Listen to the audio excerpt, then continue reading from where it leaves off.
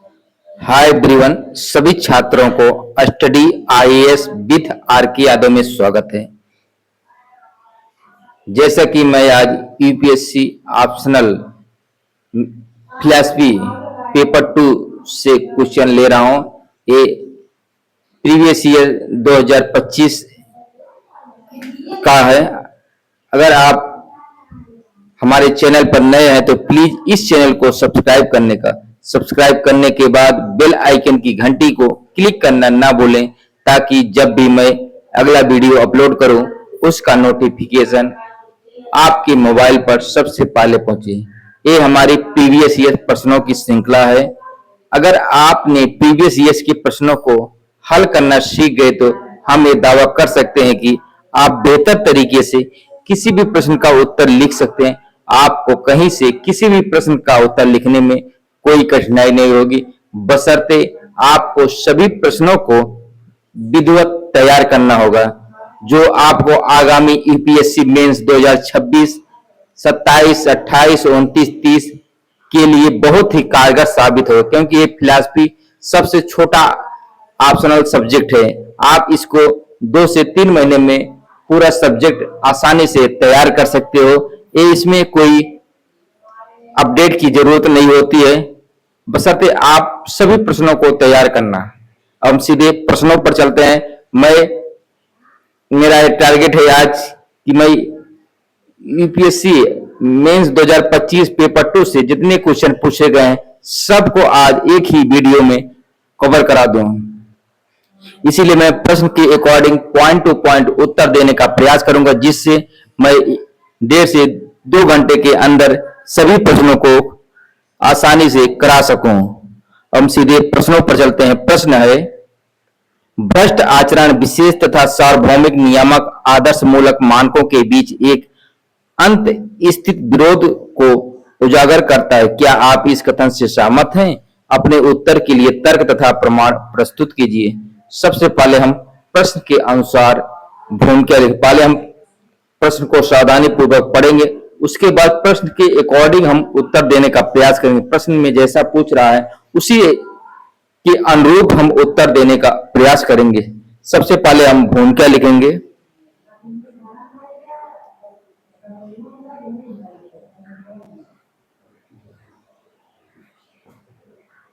अब हम भूमिका पर चलते हैं। भ्रष्टाचार वह स्थिति है जिसमें व्यक्ति या समूह अपने निजी, पारिवारिक, जाति अथवा क्षेत्रीय हितों को सार्वभौमिक, नैतिक एवं विधिक मानकों से ऊपर रखता है। अतः यह विशेषतावादी तथा सार्वभौमिक मूल्यों के मध्य अंतर्निहित संघर्ष को प्रकट करता है। अब हम सीधे मुख्य भाग पर चलते हैं। मैं इस कथन से सहमत हूं क्योंकि पहला पॉइंट है विशेषतावाद बनाम निष्पक्षता, भाई भतीजावाद, पक्षपात तथा संरक्षणवाद व्यक्तिगत संबंधों को योग्यता एवं न्याय के सार्वभौमिक सिद्धांतों पर वरीयता देते हैं। दूसरा पॉइंट है कर्तव्य एवं निजी निष्ठा का संघर्ष। लोक सेवक का दायित्व संविधान एवं विधि के प्रति होता है, परंतु भ्रष्टाचार में वह परिवार, जाति या राजनीतिक समूह के हित को प्राथमिकता देता है। तीसरा पॉइंट है कांट का नैतिक सिद्धांत। कांट के अनुसार नैतिक नियम सार्वभौमिक होने चाहिए। रिश्वतखोरी का सार्वभौमिकरण असंभव है, अतः यह अनैतिक है। अगला पॉइंट है राल्स का न्याय सिद्धांत। न्याय निष्पक्षता पर आधारित है, जबकि भ्रष्टाचार समान अवसर एवं न्याय के सिद्धांत को क्षति पहुंचाता है। अब हम अगला पॉइंट देखेंगे प्रमाण। ट्रांसपेरेंसी इंटरनेशनल तथा द्वितीय प्रशासनिक सुधार आयोग एआरसी ने भ्रष्टाचार को सुशासन, समानता एवं सार्वजनिक विश्वास के लिए बाधक माना है। अब हम सीधे निष्कर्ष पर चलते हैं, क्योंकि हम प्रश्न के अकॉर्डिंग पॉइंट टू पॉइंट उत्तर देने का प्रयास कर रहे हैं। अतः भ्रष्ट आचरण मूलतः विशेष हितों और सार्वभौमिक नैतिक वैधानिक मानकों के मध्य संघर्ष का परिणाम है। सुशासन, पारदर्शिता, उत्तरदायित्व तथा नैतिक शिक्षा के माध्यम से ही इस विरोध को कम कर सार्वजनिक जीवन में सार्वभौमिक मूल्यों की स्थापना की जा सकती है। अब हम अगले प्रश्न पर चलते हैं। प्रश्न, सामाजिक निर्मिति के रूप में लिंग, जेंडर व्यक्तियों के अवसरों, अधिकारों तथा संसाधनों तक उनकी पहुंच को किस प्रकार प्रभावित करता है? समालोचनात्मक विवेचना कीजिए। सबसे पहले हम प्रश्न के अकॉर्डिंग भूमिका को लिखेंगे। लिंग केवल जैविक भेद नहीं बल्कि समाज द्वारा निर्मित भूमिकाओं, अपेक्षाओं एवं मानदंडों का समूह है। यह सामाजिक निर्मित व्यक्तियों के अवसरों, अधिकारों तथा संसाधनों तक पहुंच को गहराई से प्रभावित करती है। अब हम सीधे मुख्य भाग पर चलते हैं। पहला पॉइंट है अवसरों पर प्रभाव। पारंपरिक लैंगिक भूमिकाएं शिक्षा एवं रोजगार के अवसरों में असमानता उत्पन्न करती हैं। ग्लास सीलिंग के कारण महिलाओं की नेतृत्व पदों तक पहुंच सीमित रहती है। दूसरा पॉइंट है अधिकारों पर प्रभाव। पितृसत्तात्मक व्यवस्था महिलाओं की निर्णय निर्माण एवं राजनीतिक भागीदारी को बाधित करती है। LGBTQIA+ समुदाय को भी सामाजिक पूर्वाग्रहों के कारण समान अधिकारों से वंचित होना पड़ता है। तीसरा पॉइंट है संसाधनों तक पहुंच। भूमि, संपत्ति, ऋण एवं स्वास्थ्य सुविधाओं तक महिलाओं की पहुंच अपेक्षाकृत कम होती है। अगला पॉइंट है घरेलू एवं अवैतनिक देखभाल कार्य का बोझ आर्थिक स्वतंत्रता को सीमित करता है। अब हम समालोचनात्मक दृष्टिकोण देखेंगे।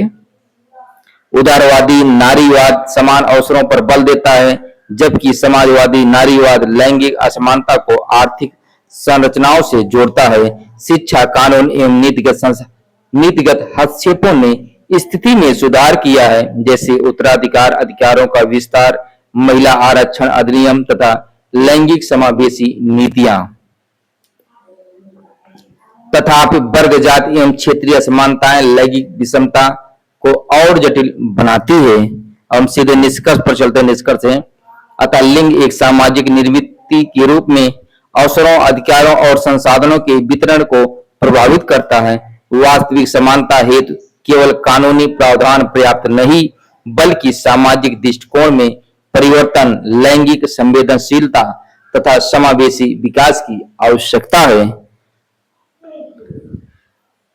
अब हम सीधे अगले प्रश्न पर चलते हैं। अगला प्रश्न है क्या धर्मनिरपेक्षता की अवधारणा अनिवार्य रूप से धार्मिक बहुलवाद की अवधारणा से जुड़ी हुई है? विवेचना कीजिए।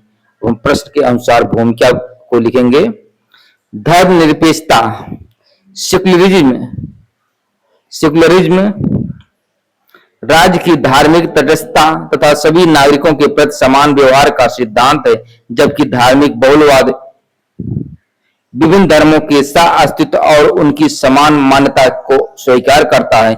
दोनों अवधारणाएं परस्पर संबंध है किंतु पूर्णतः समानार्थी नहीं है। अब हम सीधे मुख्य भाग पर चलते हैं। धर्मनिरपेक्षता और धार्मिक बहुलवाद के बीच घनिष्ठ संबंध पाया जाता है, क्योंकि धर्मनिरपेक्ष राज्य सभी धर्मों के प्रति समान सम्मान एवं धार्मिक स्वतंत्रता सुनिश्चित करता है।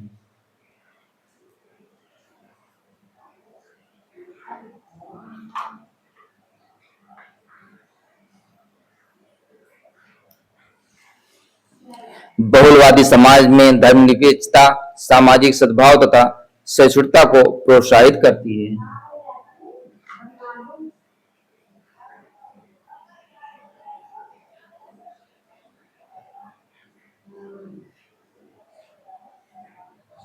भारतीय संविधान का सर्वधर्म समभाव इसका उदाहरण है। अब हम किंतु दोनों का संबंध अनिवार्य नहीं है के बारे में देखते हैं।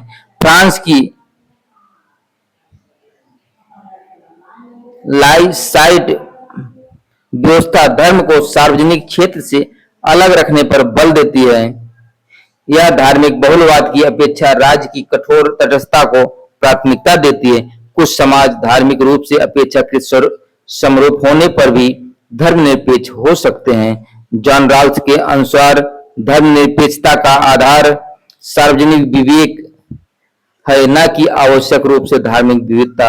अतः धर्मनिरपेक्षता का मूल उद्देश्य किसी विशेष धर्म का पक्ष न लेकर नागरिक समानता और स्वतंत्रता की रक्षा करना है, जबकि धार्मिक बहुलवाद विविध धार्मिक परंपराओं के अस्तित्व पर बल देता है। अब हम सीधे निष्कर्ष पर चलते हैं।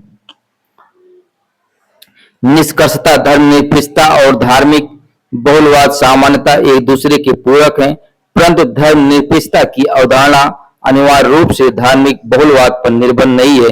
इसका वास्तविक आधार समान नागरिकता, स्वतंत्रता और न्याय के लोकतांत्रिक मूल्य हैं। अब हम अगले प्रश्न पर चलते हैं।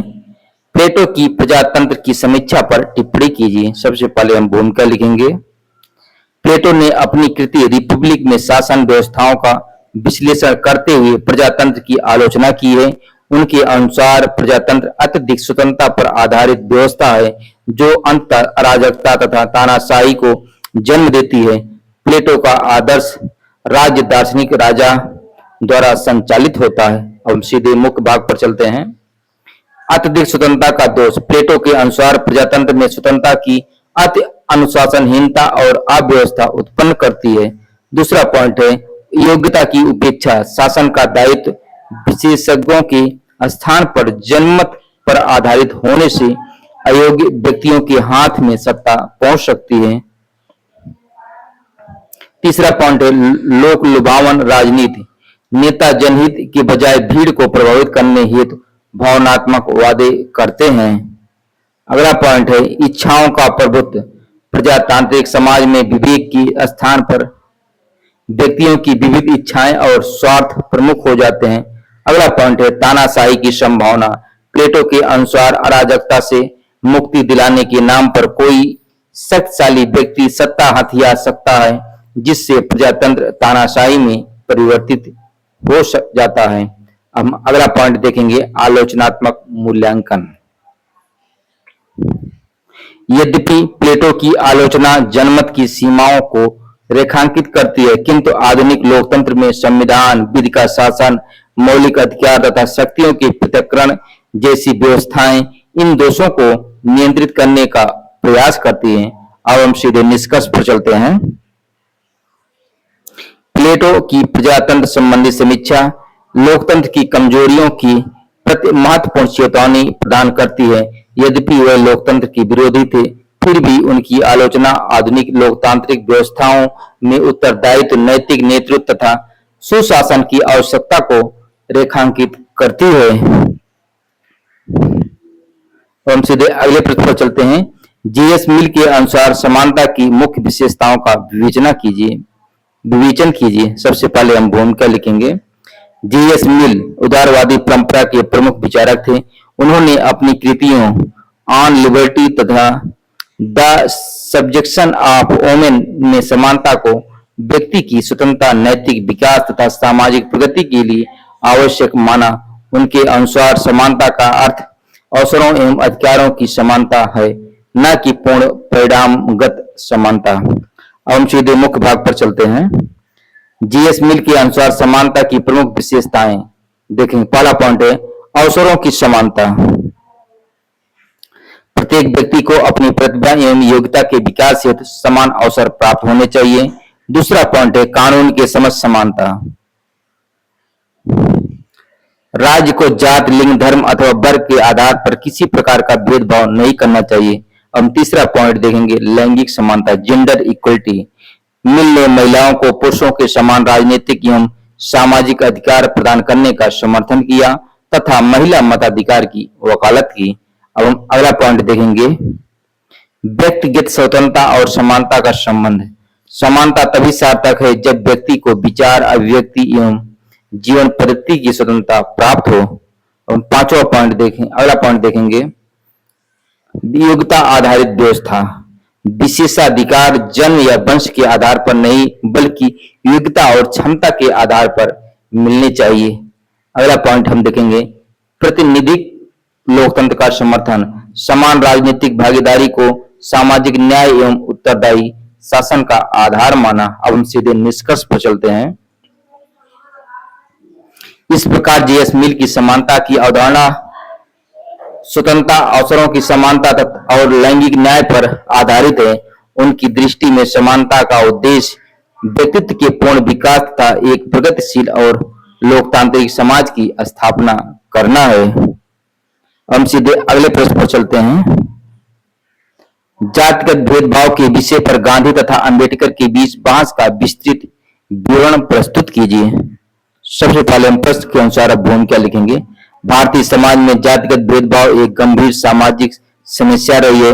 महात्मा गांधी और डॉक्टर भीमराव अंबेडकर दोनों ही अस्पृश्यता तथा सामाजिक असमानता के विरोधी थे, किंतु जाति व्यवस्था के स्वरूप, उसके समाधान तथा सामाजिक परिवर्तन के साधनों के विषय में उनके दृष्टिकोण भिन्न थे। हम सीधे मुख्य भाग पर चलते हैं। जाति व्यवस्था के प्रति दृष्टिकोण देखें। गांधी प्रारंभ में वर्ण व्यवस्था को श्रम विभाजन का नैतिक आधार मानते थे तथा जाति व्यवस्था में सुधार के पक्षधर थे। अंबेडकर ने जाति व्यवस्था को असमानता और शोषण का स्रोत मानते हुए इसके पूर्ण उन्मूलन की वकालत की। अब हम अगला पॉइंट देखेंगे, अस्पृश्यता का प्रश्न। गांधी ने अस्पृश्यों को हरिजन कहकर सामाजिक समरसता और नैतिक जागरण पर बल दिया। अंबेडकर ने इसे संरक्षणवादी दृष्टिकोण मानते हुए दलितों के सम्मान, अधिकार और आत्मनिर्णय पर बल दिया। अब अगला पॉइंट देखेंगे, राजनीतिक प्रतिनिधित्व के आधार पर। अंबेडकर पृथक निर्वाचक मंडल के समर्थक थे ताकि दलितों को स्वतंत्र राजनीतिक आवाज मिल सके। गांधी ने इसे हिंदू समाज के विभाजन के रूप में देखा और इसका विरोध किया, जिसके परिणाम स्वरूप 1932 का पूना समझौता हुआ। अगला पॉइंट है, सामाजिक परिवर्तन का माध्यम। गांधी नैतिक सुधार, अहिंसक और सामाजिक एकता पर बल देते थे। अंबेडकर संवैधानिक अधिकारों, शिक्षा, संगठन और राजनीतिक सशक्तिकरण को आवश्यक मानते थे। अब हम सीधे निष्कर्ष पर चलते हैं। यद्यपि गांधी और अंबेडकर के दृष्टिकोणों में मतभेद थे, किंतु दोनों का उद्देश्य एक न्यायपूर्ण एवं समतामूलक समाज की स्थापना था। गांधी के नैतिक सुधार और अंबेडकर के संवैधानिक एवं संरचनात्मक परिवर्तन के समन्वय से ही सामाजिक न्याय तथा जातिगत भेदभाव के उन्मूलन का लक्ष्य प्रभावी रूप से प्राप्त किया जा सकता है। अब हम अगला पॉइंट देखेंगे, राजनीतिक विचारधारा के रूप में मार्क्सवाद का मूल्यांकन कीजिए। सबसे पहले हम प्रश्न के अनुसार भूमिका लिखेंगे। मार्क्सवाद का कार्ल मार्क्स और फ्रेडरिक एंगेल्स द्वारा प्रतिपादित एक व्यापक राजनीतिक, आर्थिक तथा सामाजिक विचारधारा है। इसका मुख्य उद्देश्य वर्ग विहीन एवं शोषण मुक्त समाज की स्थापना करना है। यह ऐतिहासिक भौतिकवाद तथा वर्ग संघर्ष को सामाजिक परिवर्तन का प्रमुख आधार मानता है। हम सीधे मुख्य भाग पर चलते हैं। मार्क्सवाद की प्रमुख विशेषताएं: समाज के विकास की व्याख्या ऐतिहासिक भौतिकवाद के आधार पर करता है। वर्ग संघर्ष को इतिहास की प्रेरक शक्ति मानता है। अगला पॉइंट है, पूंजीवादी व्यवस्था में श्रमिकों के शोषण तथा अलगाव की व्याख्या करता है। निजी संपत्ति के उन्मूलन तथा उत्पादन के साधनों के सामाजिक स्वामित्व का समर्थन करता है। अंततः वर्गविहीन और राज्यविहीन साम्यवादी समाज की स्थापना का लक्ष्य रखता है। हम सीधा मूल्यांकन देखेंगे। पहले हम सकारात्मक पक्ष, सामाजिक एवं आर्थिक असमानताओं की गहन व्याख्या करता है। श्रमिक अधिकारों तथा कल्याणकारी राज्य की अवधारणा को प्रेरणा प्रदान की। उपनिवेशवाद एवं पूंजीवाद की आलोचना के लिए प्रभावी वैचारिक आधार उपलब्ध कराया। अब हम सीमाएं देखेंगे। आर्थिक कारकों को अत्यधिक महत्व देकर धर्म, संस्कृति और राष्ट्रवाद जैसे तत्वों की उपेक्षा करता है। वर्ग विहीन समाज की अवधारणा व्यवहार में पूर्णतः सफल नहीं हो सकी। सोवियत संघ तथा अन्य साम्यवादी व्यवस्थाओं में अधिनायकवाद की प्रवृत्तियां देखने को मिली। अब हम सीधे निष्कर्ष पर चलते हैं। राजनीतिक विचारधारा के रूप में मार्क्सवाद ने आधुनिक राजनीति, श्रमिक आंदोलनों और सामाजिक न्याय की अवधारणाओं को गहराई से प्रभावित किया। यद्यपि इसकी कुछ भविष्यवाणियां और प्रयोग विवादास्पद रहे हैं, फिर भी असमानता और शोषण के विश्लेषण में इसकी प्रासंगिकता आज भी बनी हुई है। अब हम अगले प्रश्न पर चलते हैं। कौटिल्य के संप्रभुता के सिद्धांत के आलोक में इस कथन की विवेचना कीजिए कि कोई भी अस्थायी मित्र अथवा अस्थायी शत्रु नहीं होता है। सबसे पहले हम भूमिका लिखेंगे। कौटिल्य का राजनीतिक दर्शन यथार्थवादी दृष्टिकोण पर आधारित है। अर्थशास्त्र में उन्होंने राज्य की सुरक्षा, संप्रभुता तथा राष्ट्रीय हित को सर्वोच्च माना है। इसी संदर्भ में उन्होंने प्रतिपादित किया कि अंतर्राष्ट्रीय संबंधों में मित्रता और सत्ता अस्थायी न होकर परिस्थितियों तथा हितों के अनुसार परिवर्तित होती है। अब हम मुख्य भाग पर चलते हैं। कौटिल्य के राजमंडल सिद्धांत के अनुसार पड़ोसी राज्य सामान्यतः शत्रु तथा शत्रु का पड़ोसी मित्र माना जाता है। अतः संबंधों का आधार नैतिक नहीं बल्कि राष्ट्रीय हित होता है। हम पॉइंट के रूप में देखें, संप्रभुता एवं राजहित की रक्षा सर्वोच्च उद्देश्य है। खड़गुण नीति, संधि, विग्रह, आसन, यान, संशय और द्वंद्वी भाव परिस्थितियों के अनुसार मित्रता या संघर्ष का चयन करने की अनुमति देता है।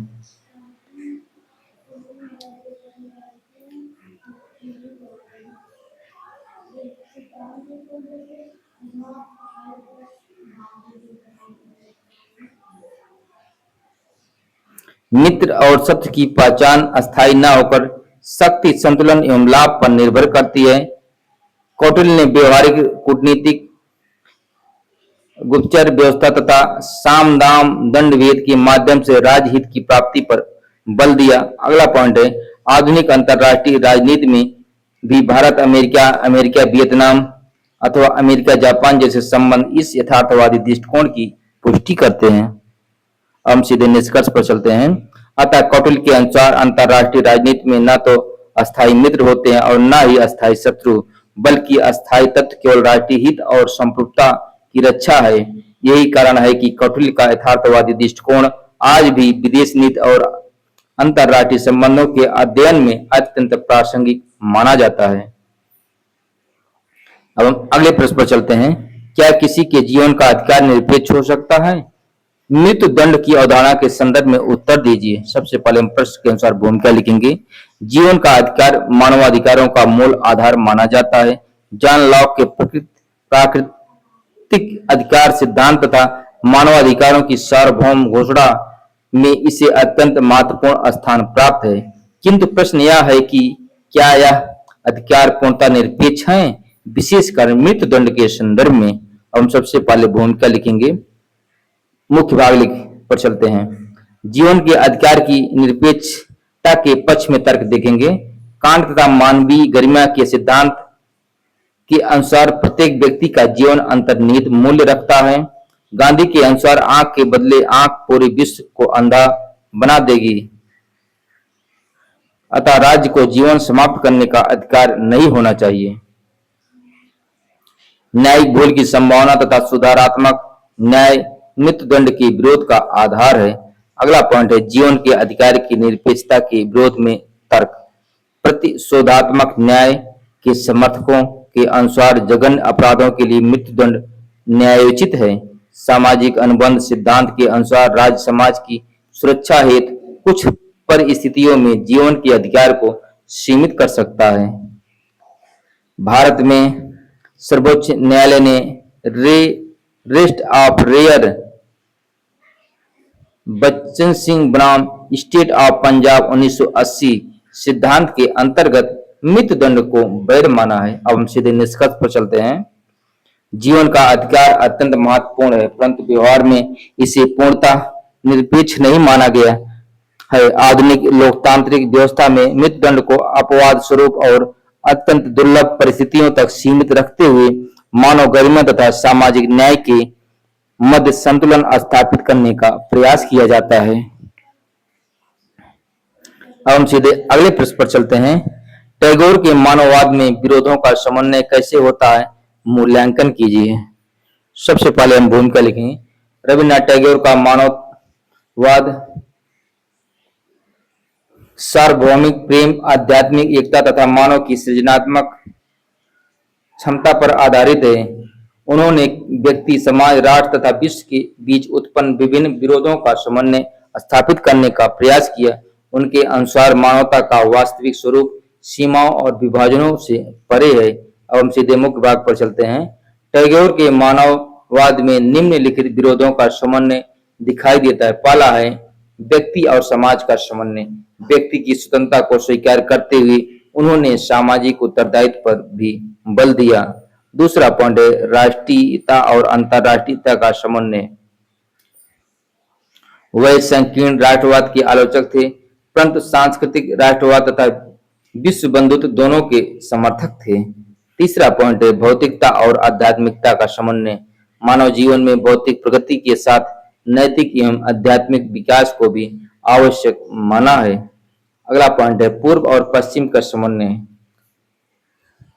भारतीय आध्यात्मिक परंपरा तथा पाश्चात्य वैज्ञानिक दृष्टि के समन्वय का समर्थन किया। अगला पॉइंट है प्रकृति और मानव का समन्वय। शिक्षा एवं जीवन को प्रकृति के साथ सामंजस्यपूर्ण बनाने पर बल दिया। अब हम मूल्यांकन करेंगे। टैगोर का मानववाद उदार, समन्वयवादी तथा सार्वभौमिक है, किंतु आलोचकों के अनुसार यह अत्यधिक आदर्शवादी है और राजनीतिक तथा आर्थिक संघर्षों की वास्तविकताओं को पर्याप्त महत्व नहीं देता है। हम सीधे निष्कर्ष पर चल देंगे। इस प्रकार टैगोर का मानववाद विरोधों के द्वंद्व को समाप्त कर विश्व मानव की अवधारणा प्रस्तुत करता है। वर्तमान वैश्वीकरण, सांस्कृतिक संघर्ष और बढ़ती असहिष्णुता के युग में उनका समन्वयवादी मानववाद शांति, सह अस्तित्व तथा विश्व बंधुत्व का महत्वपूर्ण आधार प्रदान करता है। हम सीधे अगले प्रश्न पर चलते हैं। क्या सामाजिक तथा आर्थिक प्रगति लाने के लिए विकास की अवधारणा का जनजातीय मूल्यों के साथ समन्वय करना संभव है? विवेचन कीजिए। सबसे पहले हम भूमिका लिखेंगे। विकास का उद्देश्य सामाजिक एवं आर्थिक प्रगति सुनिश्चित करना है, जबकि जनजातीय मूल्य प्रगति के साथ सह अस्तित्व, सामुदायिक जीवन, सांस्कृतिक पहचान तथा पारंपरिक ज्ञान पर आधारित होते हैं। अतः प्रश्न यह है कि क्या आधुनिक विकास और जनजातीय मूल्यों के बीच संतुलन स्थापित किया जा सकता है? अब हम सीधे मुख्य भाग पर चलते हैं। विकास और जनजातीय मूल्यों के बीच संभावित संघर्ष। बड़ेबाद, खनन और औद्योगिकरण के कारण विस्थापन और सांस्कृतिक क्षरण हुआ। प्राकृतिक संसाधनों के अत्यधिक दोहन से पारंपरिक जीवन पद्धति प्रभावित होती है। अगला पॉइंट है बाजारवादी विकास सामुदायिक स्वामित्व की भावना के विपरीत है। अब हम समन्वय की संभावना देखेंगे। सतत विकास, सस्टेनेबल डेवलपमेंट की अवधारणा जनजातीय प्रकृति केंद्रित दृष्टिकोण से मेल खाती है। अमर्त्य सेन के अनुसार विकास का अर्थ केवल आर्थिक वृद्धि नहीं बल्कि लोगों की क्षमताओं का विस्तार है।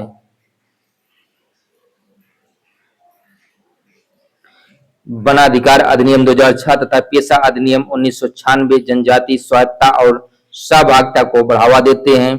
स्थानीय ज्ञान, लघु वनोपज, इको टूरिज्म तथा सामुदायिक संसाधन प्रबंधन विकास और परंपरा के बीच सेतु का कार्य कर सकते हैं। संयुक्त राष्ट्र का लीव नो वन बिहाइंड सिद्धांत समावेशी विकास पर बल देता है। हम सीधे निष्कर्ष पर चलते हैं। विकास और जनजातीय मूल्यों को परस्पर विरोधी मानना उचित नहीं है। सहभागी, समावेशी तथा सतत विकास की नीति अपनाकर सामाजिक एवं आर्थिक प्रगति को जनजातीय सांस्कृतिक अस्मिता और पारिस्थितिक मूल्यों के साथ समन्वित किया जा सकता है। यही मानव केंद्रित और न्यायपूर्ण विकास का आधार है। अब अगला प्रश्न पर चलते हैं। सामाजिक एवं राजनीतिक आदर्शों के रूप में कैसे समानता और स्वतंत्रता दोनों न्याय के अभाव में अपर्याप्त हैं? विवेचन कीजिए। सबसे पहले हम भूमिका लिखेंगे। समानता, इक्वलिटी और स्वतंत्रता, लिबर्टी आधुनिक लोकतांत्रिक व्यवस्था के मूल आदर्श हैं, किंतु न्याय वह नैतिक एवं संस्थागत आधार है जो इन दोनों मूल्यों के संतुलित एवं सार्थक क्रियान्वयन को सुनिश्चित करता है। जॉन रॉल्स ने न्याय को सामाजिक संस्थाओं का प्रथम सद्गुण माना है। अब हम मुख्य भाग पर चलते हैं। न्याय के अभाव में स्वतंत्रता की अपर्याप्तता। असीमित स्वतंत्रता शक्तिशाली वर्ग के प्रभुत्व और शोषण को जन्म दे सकती है। हाब्स के अनुसार नियंत्रणहीन स्वतंत्रता सभी के विरुद्ध युद्ध की स्थिति उत्पन्न करती है। न्याय के अभाव में स्वतंत्रता केवल औपचारिक अधिकार बनकर रह जाती है। न्याय के अभाव में समानता की अपर्याप्तता। केवल समानता पर बल देने से व्यक्तिगत योग्यता, स्वतंत्रता तथा विविधता की उपेक्षा हो सकती है। अरस्तु के अनुसार न्याय का अर्थ समान लोगों के साथ समान तथा असमान लोगों के साथ उनके अनुरूप व्यवहार करना है। न्याय के बिना समानता यांत्रिक समानता में परिवर्तित हो सकती है। अगला पॉइंट है न्याय, समानता और स्वतंत्रता का समन्वय। राल्स के जस्टिस एज फेयरनेस सिद्धांत में समान मूल, स्वतंत्रताओं तथा अवसरों की समानता का संतुलन स्थापित किया गया है। अमर्त्य सेन के अनुसार न्याय का उद्देश्य केवल संसाधनों की समानता नहीं बल्कि वास्तविक क्षमताओं का विकास है।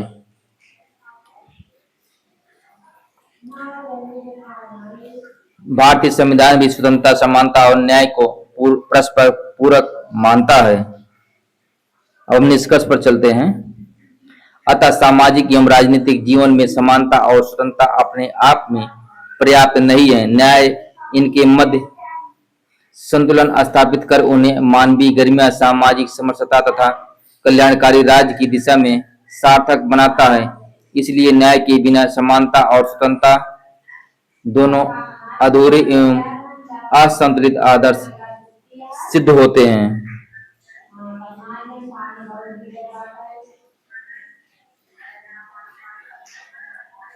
क्या शासन के वैध रूप में धर्मतंत्र को स्वीकार किया जा सकता है?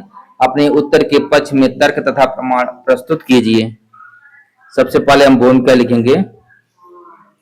धर्मतंत्र वह शासन व्यवस्था है जिसमें राजनीतिक सत्ता का आधार धार्मिक सिद्धांत एवं धार्मिक प्राधिकारी होते हैं। प्राचीन काल में अनेक राज्यों में धर्म और राजनीति का घनिष्ठ संबंध था, किंतु आधुनिक लोकतांत्रिक युग में इसकी वैधता पर व्यापक बहस होती रही है।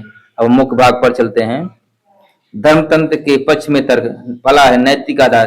धार्मिक मूल्यों पर आधारित शासन समाज में नैतिकता, अनुशासन तथा सामाजिक एकता को प्रोत्साहित करता है। ऐतिहासिक उदाहरण वेटिकन सिटी तथा ईरान जैसे देशों में धर्मतांत्रिक व्यवस्था विद्यमान है। अब हम अगला पॉइंट देखेंगे सांस्कृतिक पहचान का संरक्षण। धर्मतंत्र बहुसंख्यक समाज की धार्मिक एवं सांस्कृतिक परंपराओं को सुरक्षित रखने का माध्यम बन सकता है। अगला पॉइंट है दैवी वैधता का सिद्धांत। मध्यकालीन विचारकों के अनुसार राज्य की सत्ता ईश्वर प्रदत्त होती है, अतः उसका पालन नैतिक कर्तव्य है। अब हम अगला पॉइंट देखेंगे धर्मतंत्र के विरोध में तर्क। धार्मिक स्वतंत्रता का हनन। यह अल्पसंख्यकों एवं भिन्न मत रखने वालों के अधिकारों को सीमित कर सकता है। दूसरा पॉइंट है लोकतांत्रिक मूल्यों के विपरीत। जॉन लॉक तथा जेएस मिल के अनुसार राज्य को धर्म के प्रति तटस्थ होना चाहिए। अगला पॉइंट है मानवाधिकारों पर प्रतिबंध। धर्म आधारित कानून अनेक बार लैंगिक समानता तथा अभिव्यक्ति की स्वतंत्रता को बाधित करते हैं। भारतीय संविधान धर्मनिरपेक्षता को अपनाकर सभी धर्मों के प्रति समान सम्मान और नागरिक समानता की व्यवस्था करता है। अब सीधे निष्कर्ष पर चलते हैं। अतः धर्मतंत्र को पूर्णतः अवैध नहीं कहा जा सकता, क्योंकि कुछ समाजों में इसे जन स्वीकृति प्राप्त है। तथापि आधुनिक बहुलतावादी समाज में लोकतंत्र, धर्मनिरपेक्षता, मानवाधिकार तथा समान नागरिकता के आदर्शों के कारण धर्मतंत्र की अपेक्षा धर्मनिरपेक्ष लोकतांत्रिक शासन अधिक वैध एवं न्यायसंगत माना जाता है। यही व्यवस्था स्वतंत्रता, समानता और सामाजिक सद्भाव के बीच संतुलन स्थापित करती है। अब हम अगले प्रश्न पर चलते हैं। अगला प्रश्न है कर्तव्य दायित्व के स्वरूप के होते हैं जबकि अधिकार पात्रता के स्वरूप के होते हैं, अतः इन दोनों के बीच कोई अनिवार्य संबंध नहीं होता। क्या आप इस कथन से सहमत हैं? अपने उत्तर के पक्ष में तर्क तथा प्रमाण प्रस्तुत कीजिए। सबसे पहले हम प्रश्न के अनुसार भूमिका लिखेंगे। राजनीतिक दर्शन में अधिकार, राइट्स तथा कर्तव्य, ड्यूटीज को सामाजिक एवं नैतिक व्यवस्था के दो परस्पर पूरक तत्व माना जाता है। यद्यपि अधिकार पात्रता तथा कर्तव्य दायित्व का बोध कराते हैं, तथापि इनके मध्य घनिष्ठ एवं अनिवार्य संबंध विद्यमान है। तो मुख्य भाग पर चलते हैं। अधिकार और कर्तव्य की पारस्परिकता। हेराल्ड लास्की के अनुसार एक व्यक्ति का अधिकार दूसरे व्यक्ति का कर्तव्य होता है। यदि व्यक्ति को अभिव्यक्ति की स्वतंत्रता का अधिकार है तो दूसरों का कर्तव्य है कि वह उसमें अनावश्यक हस्तक्षेप न करें। अगला पॉइंट हम देखेंगे होपफील्ड का सहसंबंध सिद्धांत। W.N. होपफील्ड ने स्पष्ट किया कि प्रत्येक क्लेम राइट के साथ किसी अन्य व्यक्ति का ड्यूटी संबंध होता है, अतः अधिकार और कर्तव्य परस्पर सहसंबंध है। अगला पॉइंट है गांधी का दृष्टिकोण। गांधी जी ने कर्तव्यों को अधिकारों का आधार माना। उनके अनुसार यदि सभी व्यक्ति अपने कर्तव्यों का पालन करें तो अधिकार स्वतः सुरक्षित हो जाते हैं।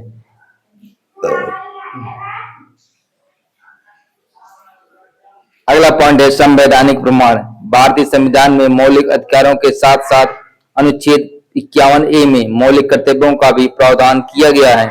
इससे स्पष्ट होता है कि लोकतांत्रिक व्यवस्था में दोनों का संतुलन आवश्यक है। अब सीधे निष्कर्ष पर चलते हैं। अतः मैं इस कथन से पूर्णतः सहमत नहीं हूं। यद्यपि अधिकार और कर्तव्य की प्रकृति भिन्न है, फिर भी वे परस्पर विरोधी नहीं बल्कि पूरक एवं अविभाज्य हैं। न्यायपूर्ण एवं उत्तरदायी समाज की स्थापना के लिए अधिकारों और कर्तव्यों के मध्य संतुलन एवं सामंजस्य अनिवार्य है।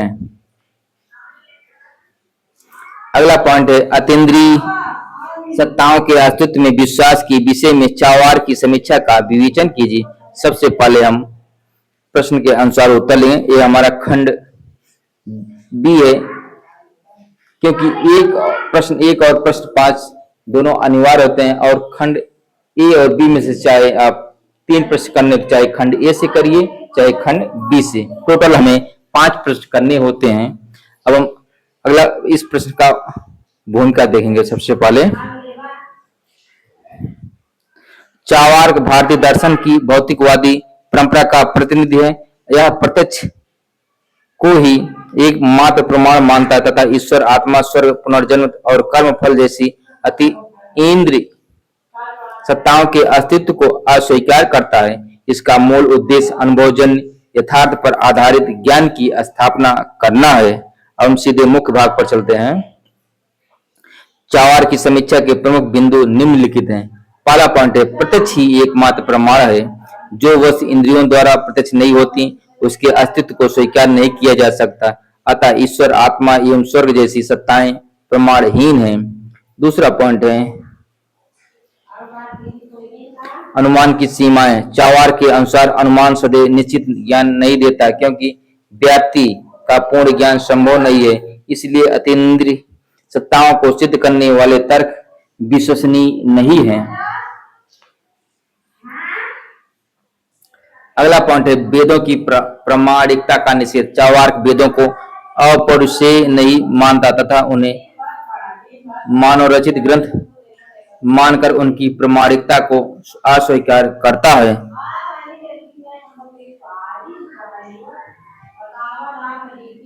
अगला पॉइंट है चेतना का भौतिक आधार। आत्मा कोई स्वतंत्र सत्ता नहीं है।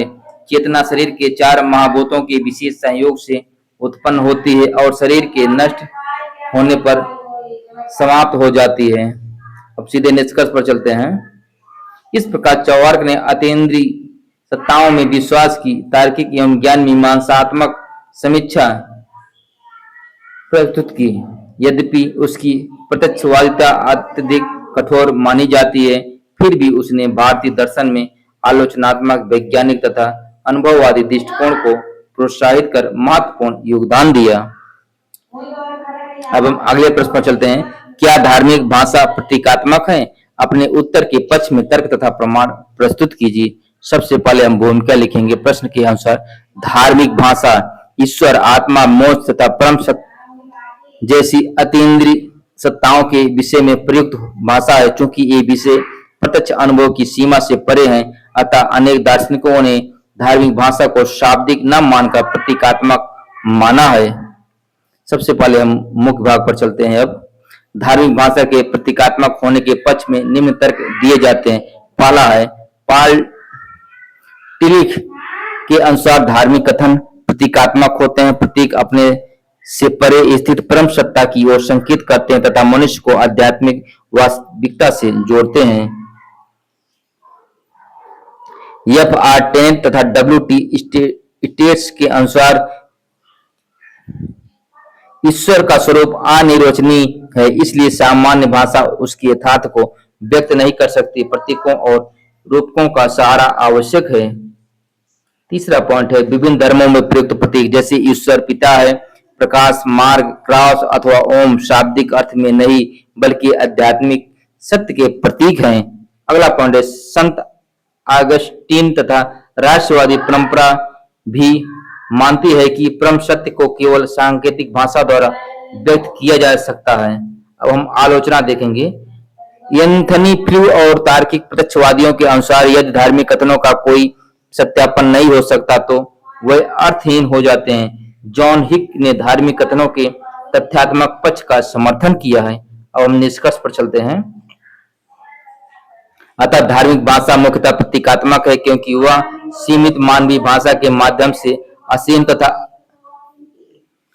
एवं अतीन्द्रिय वास्तविकता को व्यक्त करने का प्रयास करती है। फिर भी उसके प्रतीकों के पीछे निहित आध्यात्मिक अनुभव और सत्य धार्मिक जीवन को सार्थकता प्रदान करते हैं। अब हम अगले प्रश्न पर चलते हैं। नीत्शे की धर्म तथा नैतिकता की आलोचना का विवरण प्रस्तुत कीजिए। सबसे पहले हम भूमिका लिखेंगे। फ्रेडरिक नीत्शे आधुनिक पाश्चात्य दर्शन के प्रमुख विचारक थे। उन्होंने परंपरागत धर्म तथा नैतिकता की तीव्र आलोचना करते हुए जीवन समर्थक मूल्यों की स्थापना का प्रयास किया।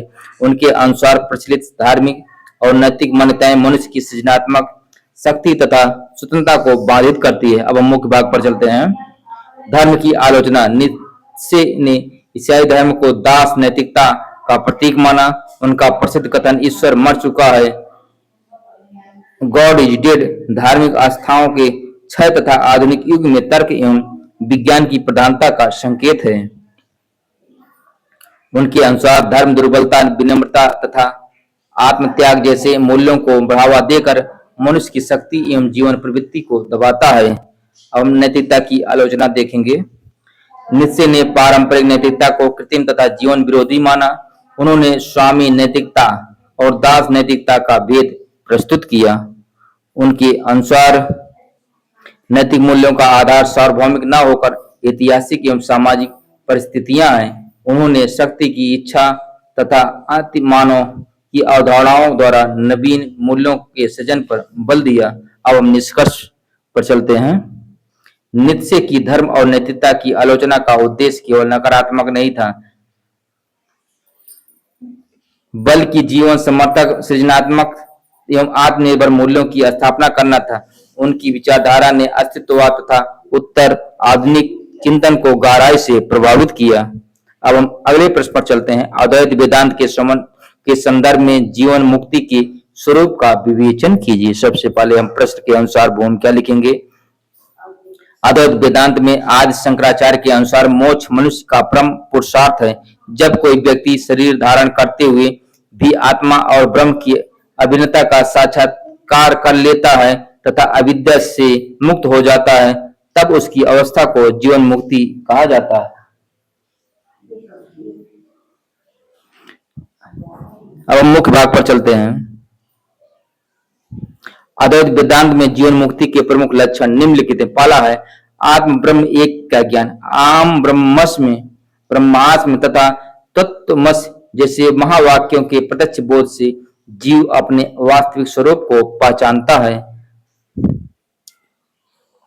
दूसरा पॉइंट है अविद्या का नाश। बंधन का कारण अज्ञान है। ज्ञान प्राप्त होने पर अज्ञान समाप्त हो जाता है और मोक्ष प्राप्त होता है। अगला पॉइंट है शरीर रहते हुए मुक्ति। प्रारब्ध कर्म के कारण शरीर कार्य करता रहता है, किंतु ज्ञानी उससे असंग रहता है। यह अवस्था कमल पत्रवत मानी जाती है। चौथा पॉइंट है राग द्वेष एवं अहंकार से मुक्ति। जीवन मुक्त व्यक्ति सुख दुख लाभ हानि तथा मान अपमान में संभाव रखता है। अगला पॉइंट है निष्काम कर्म एवं लोक संग्रह। वह कर्म करता है परंतु कर्म फल की आसक्ति से रहित रहता है। गीता के स्थित प्रज्ञ की भांति उसका आचरण लोक कल्याणकारी होता है। अगला पॉइंट है विदेह मुक्ति की पूर्वावस्था। शरीर के नष्ट होने पर प्रारब्ध कर्म भी समाप्त हो जाते हैं और पूर्ण ब्रह्म स्थिति प्राप्त होती है, जिसे विदेह मुक्ति कहा जाता है। अब हम सीधे निष्कर्ष पर चलते हैं। अतः अद्वैत वेदांत में जीवन मुक्ति जीवन में से पलायन नहीं, बल्कि ज्ञान के माध्यम से बंधन से आंतरिक स्वतंत्रता की अवस्था है। यह आत्मा और ब्रह्म की एकता के साक्षात्कार द्वारा प्राप्त सर्वोच्च आध्यात्मिक उपलब्धि है, जो शंकराचार्य के मोक्ष सिद्धांत का केंद्रीय तत्व है। अब हम अगले प्रश्न पर चलते हैं। एक बुद्धिगत स्वीकृति के रूप में एक्विनाश द्वारा प्रदत्त आस्था का विवरण किस प्रकार तर्क बुद्धि तथा आस्था के बीच विरोधाभास को समन्वित करता है? विवेचना कीजिए। सबसे पहले हम भूमिका लिखेंगे।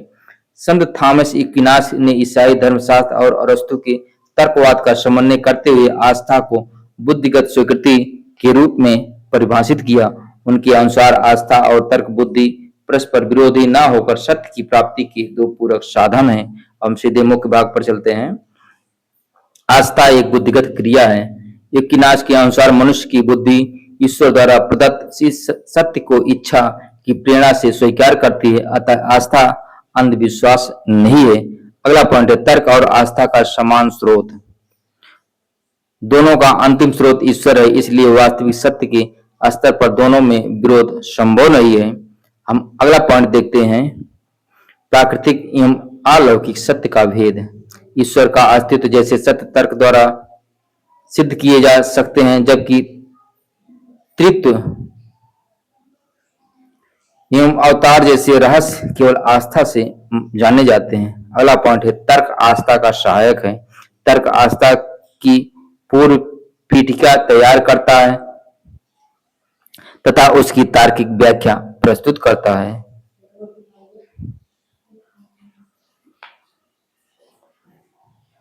अगला पॉइंट है philosophy is the handmaid of theology. Aquinas के अनुसार दर्शन और तर्क धर्मशास्त्र की विरोधी नहीं, बल्कि उसके सहायक हैं। अब हम सीधे निष्कर्ष पर चलते हैं। इस प्रकार एक्विनाश ने आस्था को बुद्धिगत स्वीकृति मानकर तर्क और आस्था के मध्य विद्यमान प्रतीत होने वाले विरोध को समाप्त किया।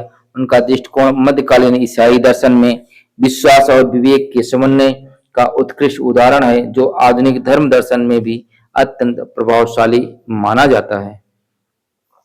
अब हम अगला प्रश्न देखेंगे।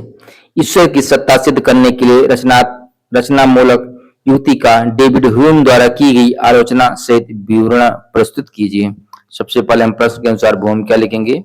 रचनामूलक अथवा प्रयोजनवादी टेक्नोलॉजिकल युक्ति ईश्वर के अस्तित्व के पक्ष में प्रस्तुत प्रमुख युक्तियों में से एक है। इसके अनुसार विश्व में विद्यमान व्यवस्था सामंजस्य तथा उद्देश्यपूर्ण संरचना किसी बुद्धिमान रचयिता अर्थात ईश्वर की ओर संकेत करती है।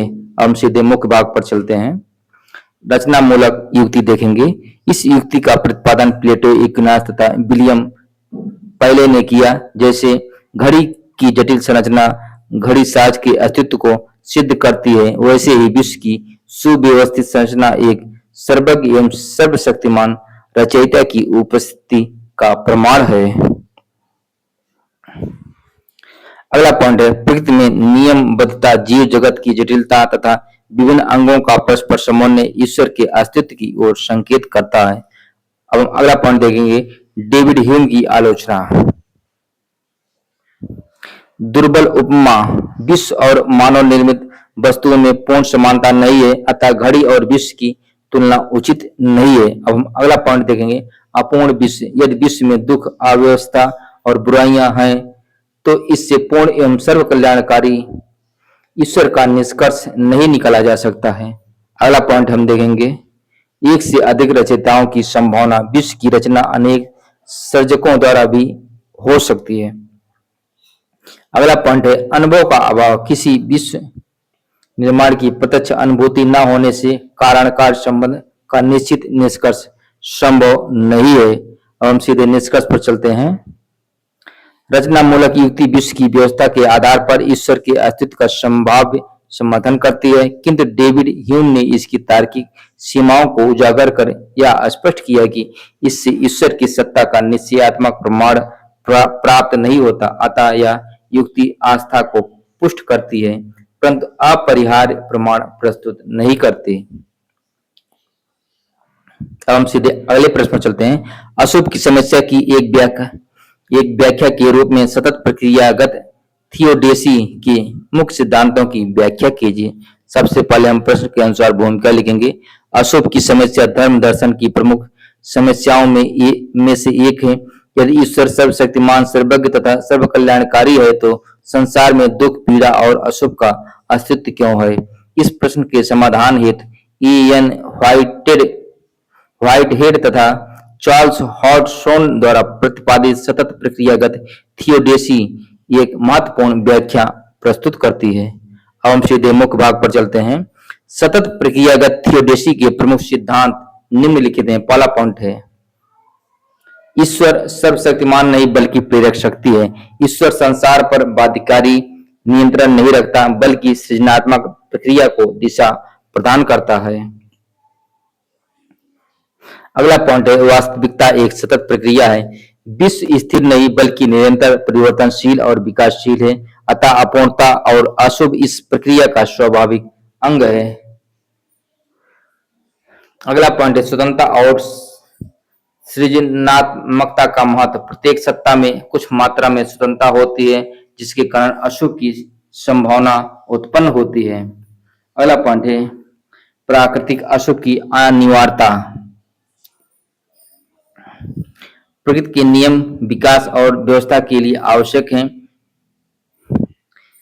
इन्हीं से भूकंप, महामारी आदि जैसे प्राकृतिक विपत्तियां भी उत्पन्न होती हैं। ईश्वर भी संसार के साथ प्रभावित होता है। ईश्वर जीवों के दुख में सहभागी होता है और उन्हें उच्चतर मूल्यों की ओर प्रेरित करता है। अब हम सीधे निष्कर्ष पर चलते हैं। इस प्रकार प्रक्रियागत थियोडेसी अशुभ को ईश्वर की विफलता न मानकर विश्व की गतिशील एवं सृजनात्मक प्रकृति का परिणाम मानती है।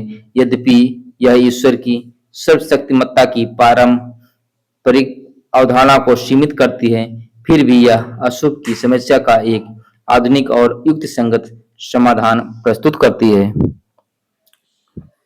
अब हम अगले प्रश्न पर चलते हैं। इल्हाम के प्रतिज्ञात्मक मत के संदर्भ में प्राकृतिक धर्म विज्ञान एवं रहस्योद्घटित धर्म विज्ञान के मध्य भेद स्पष्ट कीजिए। हम सबसे पहले भूमिका लिखेंगे। प्रतिज्ञात्मक मत के अनुसार ईश्वर स्वयं को निश्चित कथनों के माध्यम से प्रकट करता है। इन कथनों को सत्य एवं ज्ञानात्मक माना जाता है। इसी संदर्भ में प्राकृतिक धर्म विज्ञान तथा रहस्योद्घटित धर्म विज्ञान दो भिन्न किंतु पूरक ज्ञान मार्गों के रूप में समझे जाते हैं। हम मुख्य भाग पर चलते हैं। ज्ञान के स्रोत के आधार पर देखेंगे। पहला है, प्राकृतिक धर्म विज्ञान का आधार मानव बुद्धि, अनुभव तथा प्रकृति का अवलोकन है। रहस्योद्घटित धर्म विज्ञान का आधार ईश्वर द्वारा प्रदत्त इल्हाम, पवित्र ग्रंथ तथा पैगंबरों की शिक्षाएं हैं। अगला पॉइंट है, ज्ञान प्राप्ति की पद्धति के आधार पर हम देखते हैं। प्राकृतिक धर्म विज्ञान तर्क, कारण, कार्य संबंध तथा दार्शनिक युक्तियों का सहारा लेता है। रहस्योद्घटित धर्म विज्ञान ईश्वर के प्रत्यक्ष प्रकाशन को स्वीकार करता है। अगला पॉइंट है, विषय वस्तु के आधार पर प्राकृतिक धर्म विज्ञान ईश्वर के अस्तित्व, सृष्टि की व्यवस्था तथा नैतिक नियमों का अध्ययन करता है। रहस्योद्घटित धर्म विज्ञान त्रिमूर्ति, अवतार, मोक्ष आदि दैवी रहस्यों का प्रतिपादन करता है। हम अगला पॉइंट देखेंगे, प्रामाणिकता के आधार पर प्राकृतिक धर्म विज्ञान का ज्ञान सीमित एवं तर्क पर आधारित होता है। रहस्योद्घटित धर्म विज्ञान को प्रतिज्ञात्मक मत में अधिक निश्चित एवं प्रामाणिक माना जाता है। अब अगला पॉइंट देखेंगे, पहुंच के आधार पर प्राकृतिक धर्म विज्ञान सभी मनुष्यों के लिए उपलब्ध है। रहस्योद्घटित धर्म विज्ञान विशेष दैवी प्रकाशन पर निर्भर करता है। हम सीधे निष्कर्ष पर चलते हैं। अतः प्रतिज्ञात्मक प्रत्यात्मक मत के अनुसार प्राकृतिक धर्म विज्ञान और रहस्योद्घटित धर्म विज्ञान परस्पर विरोधी नहीं बल्कि पूरक हैं। जहां बुद्धि धार्मिक सत्यों तक आंशिक पहुंच प्रदान करती है, वहीं रहस्योद्घाटन उन सत्यों को पूर्णता एवं अंतिम प्रामाणिकता प्रदान करता है। अब अगले प्रश्न पर चलते हैं। धार्मिक बहुलवाद का वेदांती मत विभिन्न आस्थाओं के संघर्षरत सत्य दावों को किस प्रकार संबोधित करता है? स्वामी विवेकानंद के सार्वभौम धर्म के मत के संदर्भ में उत्तर दीजिए। अब हम सबसे पहले भूमिका लिखेंगे। धार्मिक बहुलवाद रिलीजियस प्लूरलिज्म का वेदांती दृष्टिकोण यह मानता है कि परम सत्य एक है, किंतु उसकी अनुभूति के मार्ग अनेक हैं। स्वामी विवेकानंद ने अद्वैत वेदांत के आधार पर विभिन्न धर्मों के बीच समन्वय और सह-अस्तित्व का सिद्धांत प्रस्तुत किया, जिसे उन्होंने सार्वभौम धर्म कहा। अब सीधे मुख्य भाग पर चलते हैं। वेदांती बहुलवाद का आधार ऋग्वेद का सिद्धांत एक सद विप्रा बहुधा वदन्ति विभिन्न धर्मों की वैधता को स्वीकार करता है। ब्रह्म ही परम सत्य है, जबकि विभिन्न धार्मिक परंपराएं उसी सत्य की विविध अभिव्यक्तियां हैं। अगला पॉइंट है संघर्षरत सत्य दावों का समाधान। विभिन्न धर्मों के सिद्धांत बाह्य रूप में भिन्न हो सकते हैं, किंतु उनका आध्यात्मिक लक्ष्य समान है। सत्य को पूर्णतः किसी एक धर्म के एकाधिकार में नहीं माना जाता है। धार्मिक विविधता को विरोध नहीं बल्कि मानवीय प्रकृति एवं परिस्थितियों की विविधता का परिणाम माना जाता है। अब अगले पॉइंट पर चलते हैं। स्वामी विवेकानंद का सार्वभौम धर्म देखते हैं। उन्होंने 1893 के शिकागो धर्म संसद में सभी धर्मों के प्रति स्वीकृति का सिद्धांत प्रतिपादित किया। सार्वभौम धर्म किसी एक धर्म का वर्चस्व नहीं बल्कि सभी धर्मों के श्रेष्ठ तत्वों का समन्वय है। इसका उद्देश्य सहिष्णुता, बंधुत्व और आध्यात्मिक एकता की स्थापना है। हम सीधे निष्कर्ष पर चलते हैं। अतः वेदांती धार्मिक बहुलवाद विभिन्न आस्थाओं के संघर्षरत सत्य दावों को एक ही परम सत्य की विविध अभिव्यक्तियों के रूप में समझकर उनका सामंजस्य स्थापित करता है। स्वामी विवेकानंद का सार्वभौम धर्म धार्मिक अस्तित्व, पारस्परिक सम्मान और वैश्विक सद्भाव का दार्शनिक आधार प्रदान करता है। हम सीधे अगले प्रश्न पर चलते हैं। नए दार्शनिक ईश्वर की सत्ता के लिए क्या प्रमाण प्रस्तुत करते हैं? विवेचन कीजिए। सबसे पहले हम भूमिका लिखेंगे। नए दर्शन भारतीय आस्तिक परंपरा का प्रमुख तर्क प्रधान दर्शन है। विशेषतः उदयनाचार्य ने ईश्वर की सत्ता को तार्किक आधार पर सिद्ध करने का प्रयास किया है। न्याय के अनुसार ईश्वर सर्वज्ञ, सर्वशक्तिमान तथा जगत का निमित्त कारण है। हम सीधे मुख्य भाग पर चलते हैं। नए दार्शनिक ईश्वर की सत्ता के समर्थन में निम्नलिखित प्रमाण प्रस्तुत करते हैं। पहला है कार्यत कार्य कारण युक्ति। यह जगत एक कार्य है, अतः प्रत्येक कार्य की भांति इसका भी एक बुद्धिमान कर्ता होना चाहिए जो ईश्वर है। अयोजनात् व्यवस्था या संगठन से जगत में विद्यमान नियमितता, सामंजस्य और उद्देश्यपूर्ण व्यवस्था किसी चेतना नियंता की ओर संकेत करती है। अगला पॉइंट है धृत्य यादें धारणा या पालन से संपूर्ण विश्व का संरक्षण और संचालन किसी सर्वोच्च सत्ता द्वारा संभव है। अगला पॉइंट है पदार्थ शब्द प्रमाण से शब्द और अर्थ के मध्य संबंध की स्थापना किसी सर्वज्ञ सत्ता द्वारा ही की गई है। अगला पॉइंट है प्रत्यात वेदों की प्रामाणिकता से वेद अपौरुषेय एवं प्रमाण है, उनके ज्ञान का मूल स्रोत सर्वज्ञ ईश्वर है। अगला पॉइंट है आदिष्टात कर्म फल सिद्धांत से जीवों को उनके कर्मों के अनुसार फल प्रदान करने वाला निष्पक्ष नियंता ईश्वर है। अब हम सीधे निष्कर्ष पर चलते हैं।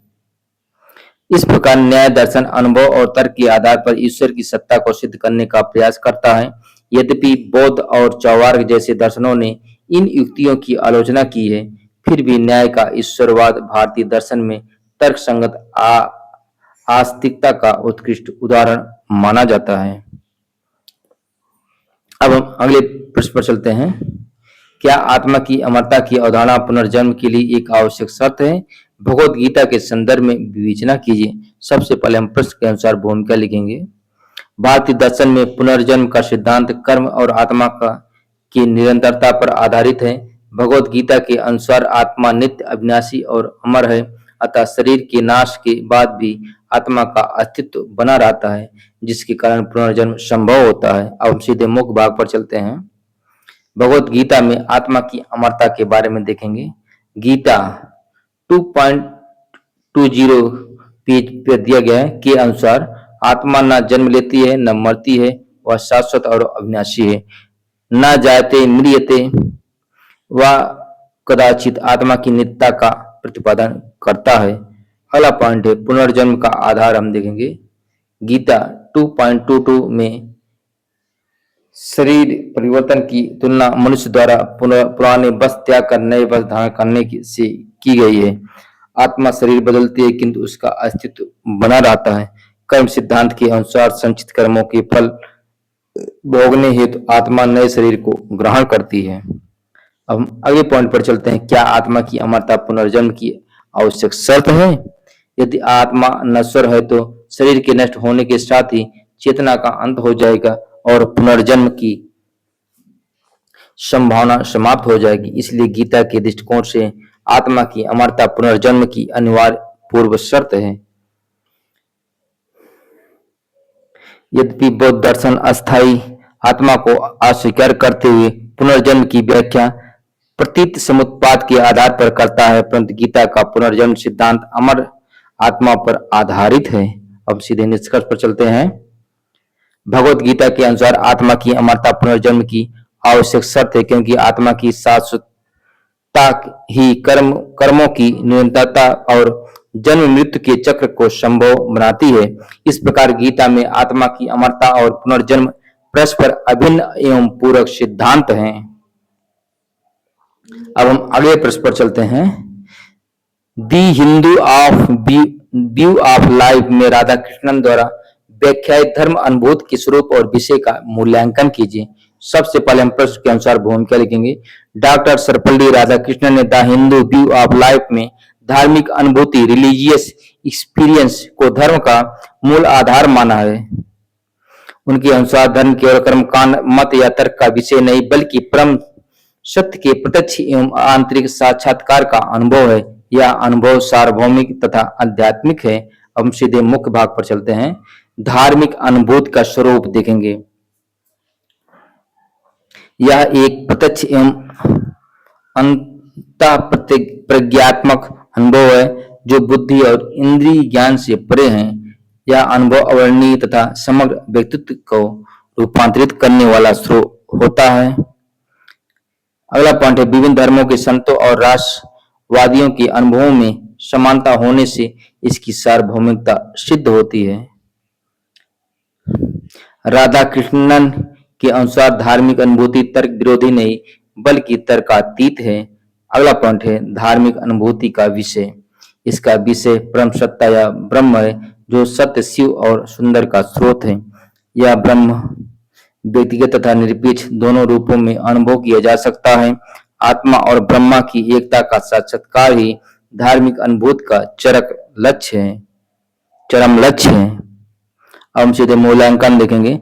राधा कृष्णन का दृष्टिकोण विभिन्न धर्मों के बीच सामंजस्य और धार्मिक बहुलवाद को प्रोत्साहित करता है।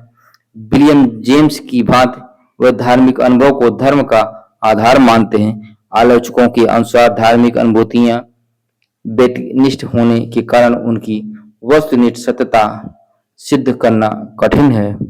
अब निष्कर्ष पर चलते हैं। अतः राधा कृष्णन के अनुसार धार्मिक अनुभूति परम सत्य के प्रत्यक्ष साक्षात्कार का साधन है, जिसका विषय ब्रह्म है। यद्यपि इसकी वस्तुनिष्ठता पर प्रश्न उठाए गए हैं, फिर भी यह दृष्टिकोण धर्म की आध्यात्मिक एवं सार्वभौमिक प्रकृति को स्पष्ट करते हुए मानव एकता और सहिष्णुता की स्थापना में महत्वपूर्ण योगदान देता है। अब हम अगले प्रश्न पर चलते हैं। क्या किसी नैतिक अभिकर्ता में कर्तव्य बोध जगाने के लिए नियामक आदर्श मूलक तत्वों के लिए ईश्वर को संदर्भित करना अनिवार्य है। समालोचनात्मक विवेचना कीजिए। सबसे पहले हम भूमिका लिखेंगे। नैतिक दर्शन में यह प्रश्न महत्वपूर्ण है कि क्या नैतिक नियमों और कर्तव्य बोध का अंतिम आधार ईश्वर है? ईश्वरीय आदेश सिद्धांत के अनुसार, डिवाइन कमांड थ्योरी के अनुसार नैतिकता का स्रोत ईश्वर है, जबकि अनेक दार्शनिक नैतिकता को मानवीय विवेक एवं सामाजिक जीवन से उत्पन्न मानते हैं। अब हम सीधे मुख्य भाग पर चलते हैं। ईश्वर संदर्भ की आवश्यकता के पक्ष में तर्क देखेंगे। ईश्वरीय आदेश सिद्धांत के अनुसार कोई कर्म इसलिए नैतिक है क्योंकि ईश्वर उसका आदेश देता है। कांट ने सर्वोच्च शुभ की प्राप्ति हेतु ईश्वर की परिकल्पना को व्यवहारिक बुद्धि का प्रतिज्ञान माना। अगला पॉइंट है, धार्मिक आस्था व्यक्ति में उत्तरदायित्व तथा कर्तव्य पालन की प्रेरणा प्रदान करती है। अगला पॉइंट है, विपक्ष में अब हम तर्क देखेंगे। यूथिप्रोद्विद्या के अनुसार यदि कोई कर्म केवल ईश्वर की इच्छा से शुभ है तो नैतिकता मनमानी हो जाएगी। कांट ने कर्तव्य का आधार स्वायत्त विवेक तथा श्रेणीबद्ध आज्ञा को माना। उपयोगितावाद, मानववाद तथा अस्तित्ववाद नैतिकता को मानवीय कल्याण, स्वतंत्रता एवं तर्क बुद्धि पर आधारित मानते हैं। बौद्ध एवं जैन दर्शन ईश्वर को स्वीकार किए बिना भी उच्च नैतिक आदर्शों का प्रतिपादन करते हैं। अब हम सीधे निष्कर्ष पर चलते हैं। अतः किसी नैतिक अभिकर्ता में कर्तव्य बोध उत्पन्न करने के लिए ईश्वर का संदर्भ अनिवार्य नहीं है। यद्यपि धार्मिक आस्था नैतिक प्रेरणा का एक प्रभावी स्रोत हो सकती है, परंतु नैतिकता का आधार मानवीय विवेक, स्वतंत्रता, सह अस्तित्व तथा सार्वभौमिक मानवीय मूल्यों में भी निहित हो सकता है। इसलिए ईश्वर नैतिकता का एक संभावित आधार है, किंतु उसका अपरिहार्य आधार नहीं है। अब हम अगले प्रश्न पर चलते हैं। आज का हमारा लास्ट प्रश्न है, धार्मिक भाषा के स्वरूप के संदर्भ में अनिर्वचनीयता की अद्वैतिक अवधारणा की विवेचना कीजिए। सबसे पहले हम प्रश्न के अनुसार भूमिका लिखेंगे। अद्वैत वेदांत के अनुसार परम सत्य ब्रह्म इंद्रिय, बुद्धि तथा सामान्य भाषिक अभिव्यक्तियों से परे है। अतः धार्मिक भाषा का स्वरूप प्रत्यक्ष वर्णनात्मक न होकर सांकेतिक एवं संकेतात्मक होता है। इसी संदर्भ में शंकराचार्य द्वारा प्रतिपादित अनिर्वचनीयता की अवधारणा महत्वपूर्ण है। अब हम सीधे मुख्य भाग पर चलते हैं।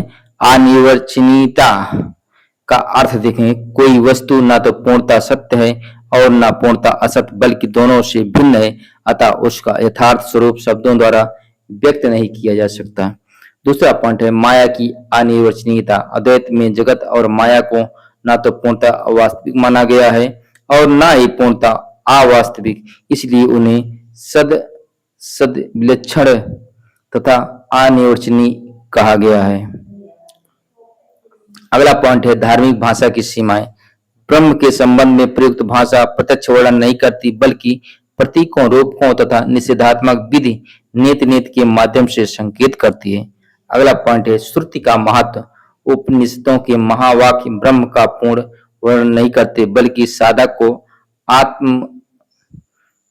आत्मानुभूति की ओर निर्देशित करते हैं। अगला पॉइंट है, दार्शनिक महत्व। यह अवधारणा धार्मिक भाषा की अपूर्णता को स्वीकार करते हुए आध्यात्मिक अनुभव की सर्वोच्चता स्थापित करती है। अब हम सीधे निष्कर्ष पर चलेंगे। अतः अद्वैत वेदांत में अनिर्वचनीयता धार्मिक भाषा की सीमाओं तथा ब्रह्म की अतीन्द्रियता को व्यक्त करती है। धार्मिक कथन वस्तुगत विवरण न होकर परम सत्य की ओर संकेत करने वाले साधन है। इस प्रकार अद्वैत का सिद्धांत धार्मिक अनुभव और भाषा के मध्य एक गहन समन्वय स्थापित करता है। धन्यवाद।